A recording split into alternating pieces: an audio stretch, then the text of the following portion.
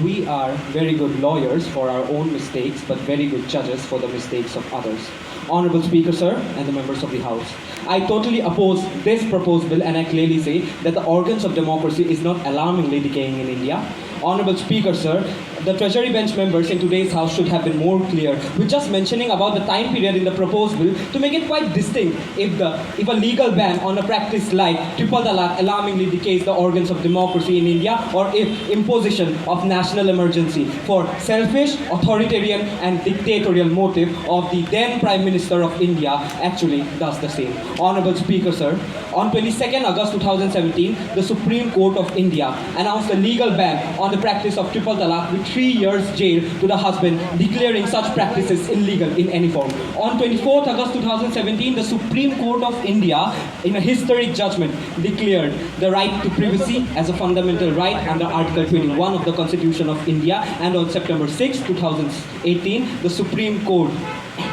struck down Section 377 of the Indian Penal Code unanimously by a 5-judge bench, forming a democratic setup and granting the right of choice to the entire LGBTQ community. Honorable Speaker, sir, in these recent years, the Supreme Court of India has highly proved itself with its historic judgment as the guardian of the Indian Constitution and protector of democracy and democratic rights of the citizens. But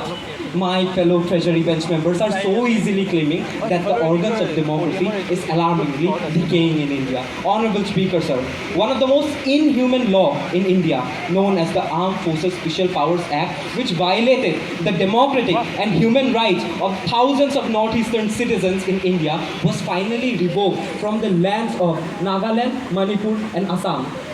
which clearly proves one thing, that democracy and democratic rights of the Indian citizens has been restored only. Honorable Speaker, sir, the right to protest is a fundamental right under Article 19(1)(c) of the Constitution of India, and if farmers' organization and farmers can make the Prime Minister of India declare withdrawal of 3 black laws with protest movements and agitations against the government of India, then Honorable Speaker, sir, today's bill is nothing but a great misunderstanding and a great myth in the confused minds of the Treasury bench members here today. Honorable Speaker, sir, I think that the Treasury bench members are not properly aware of the history of Indian politics, because they are clearly ignoring the fact that the current government of India has never repeated the darkest period of Indian democracy, which is popularly known as the National Emergency of 1975, which violated the democratic and human rights of the Indian population, dismissed the guardian of the Indian Constitution, which ultimately led to full demise of the organs of democracy for a total period of 21 months. Honorable Speaker, sir, today's bill is nothing but a proof that